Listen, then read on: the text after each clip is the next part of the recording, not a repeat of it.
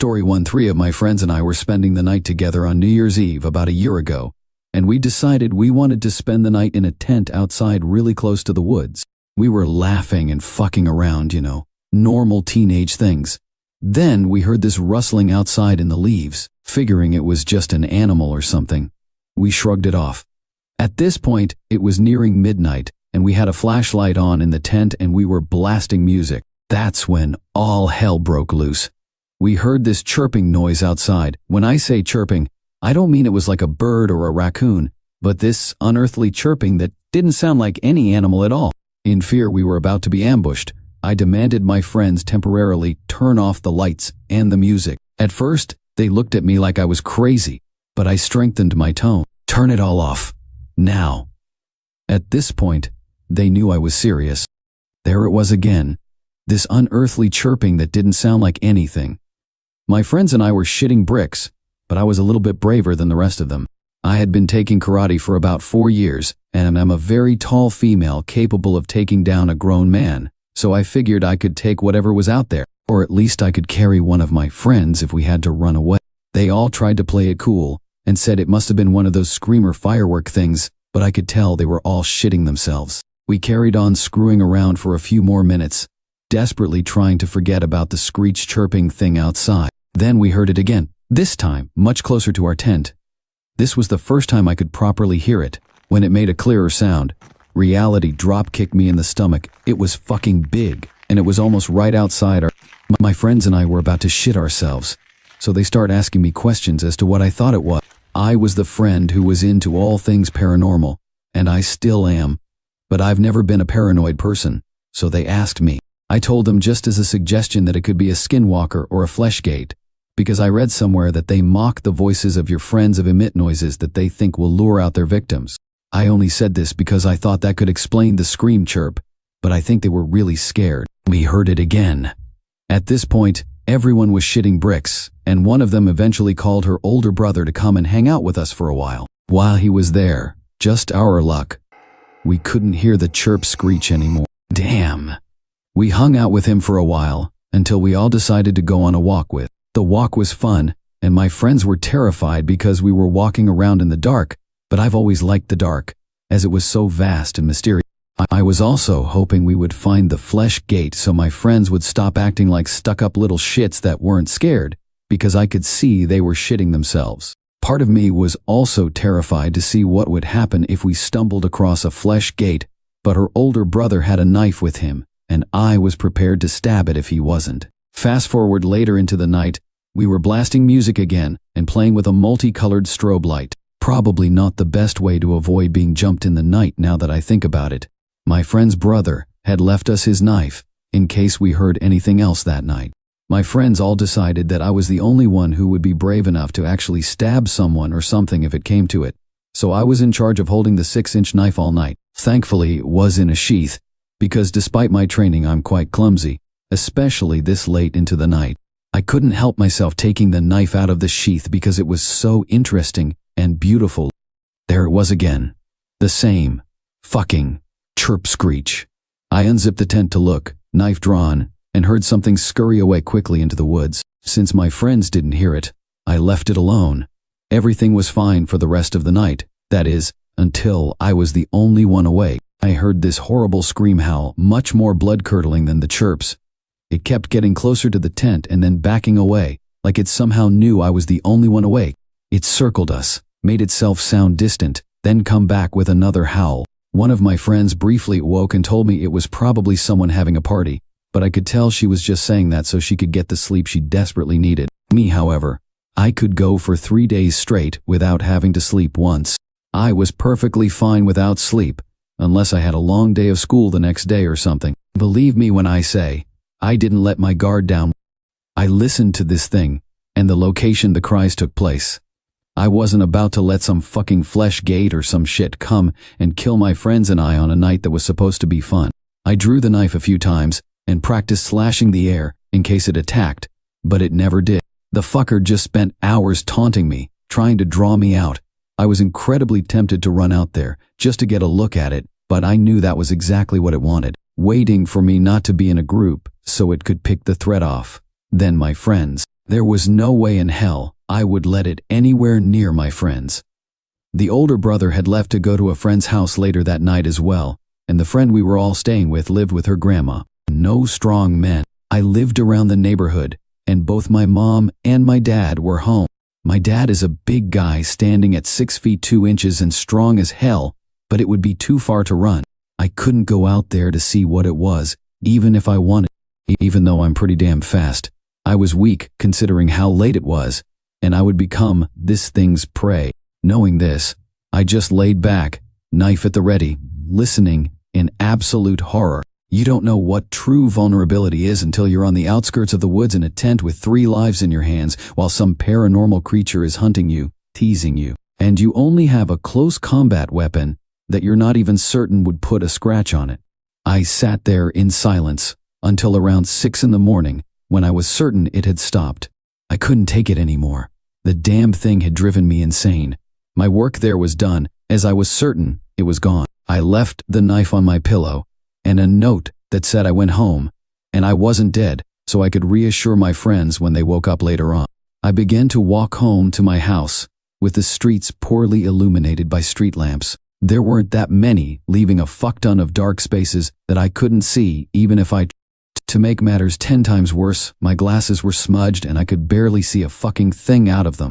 I knew it was better to my advantage if I kept them on though, because I'm blind as a bat. I scanned my surrounding my whole way there, keeping my eyes on every direction this thing could attack me from. The fucker was probably just waiting to get me alone, but I wasn't going to let it do anything to me. When I finally got to my house, the door was unlocked to my relief, so I could get in without my parents hearing me. Unfortunately, this was 5 in the morning, and as I mentioned before, clumsy as ever. So I bumped into everything as I tried to navigate myself to my room, where I forced myself to go to sleep. After that, when asked, my friends would say it was a screamer firework or some animal. But I can tell they were scared and just trying to make sense of it all. I tried to make sense of it too, but I just couldn't. I knew what I heard, and it was much worse than they could have imagined.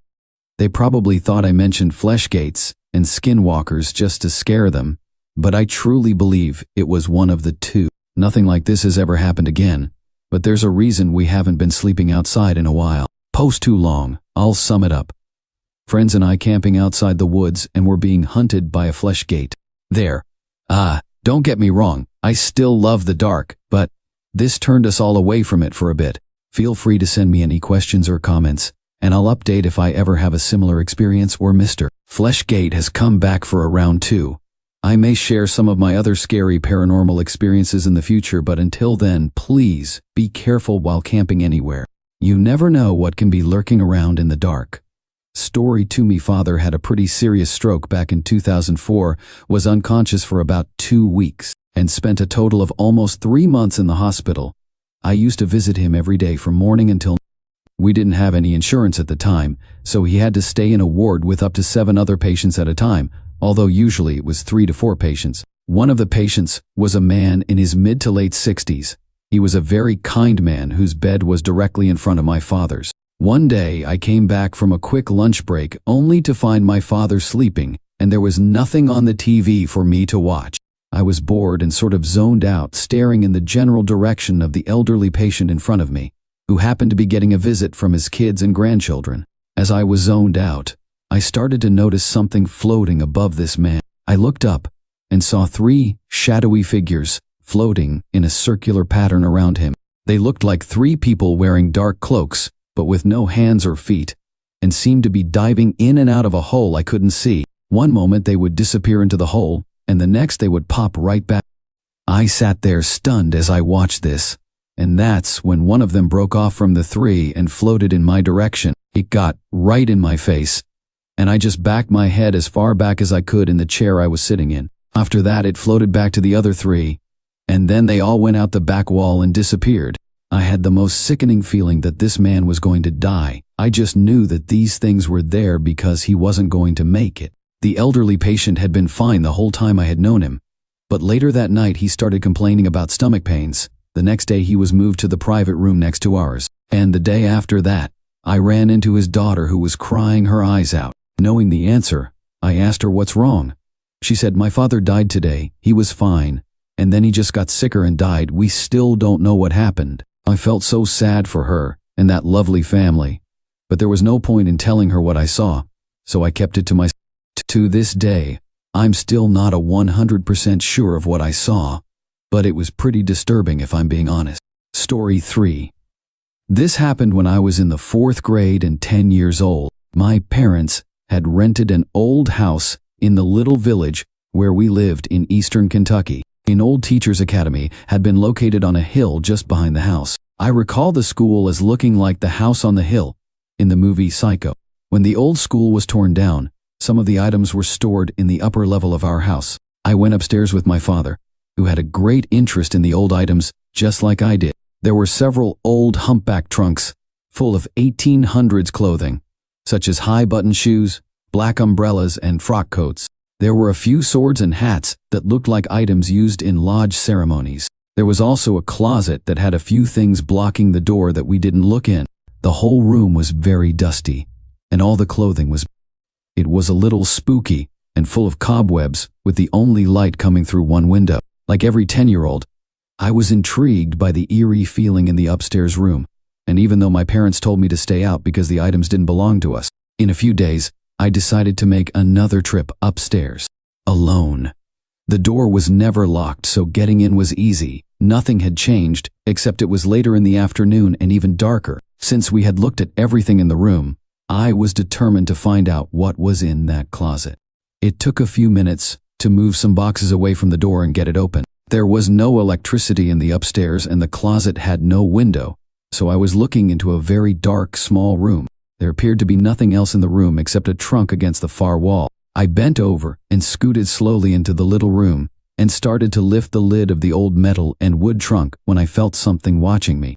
It was just a feeling. Had someone followed me upstairs? Mother and Dad were outside in the garden, so it wasn't one of them. Was it a ghost, maybe dressed in one of the old cloaks in the other room? Maybe a zombie or Dracula living in the bottom of a trunk? Maybe I was going to find a body in the trunk I was opening. Even though I was scared, I knew there was only one way out of this closet and downstairs to safety. So I slowly turned to see what was watching. This is the only time in my life I have been paralyzed by fear.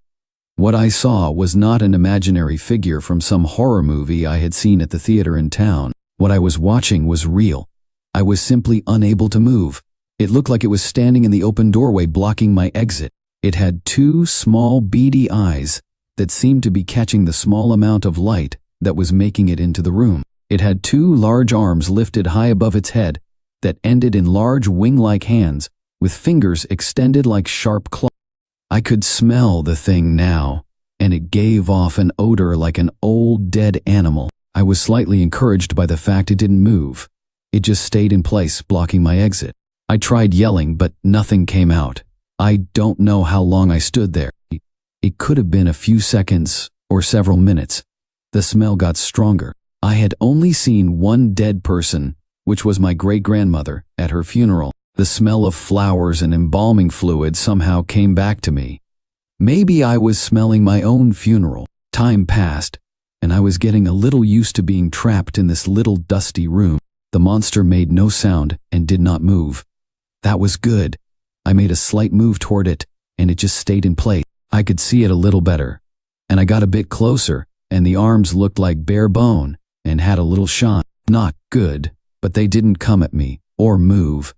After a while, I realized I was going to have to make a break for it. I realized then that I seemed to be looking through the body of the thing and could see the faint light from the other room. Maybe it was a ghost, and I could run through it. I ducked my head and ran straight ahead into the adjacent room. Nothing happened. I was free. The whatever it was didn't follow me. I scrambled downstairs and confessed to my parents that I had been upstairs. My father, who didn't believe in ghosts, took me back upstairs and introduced me to my first moose.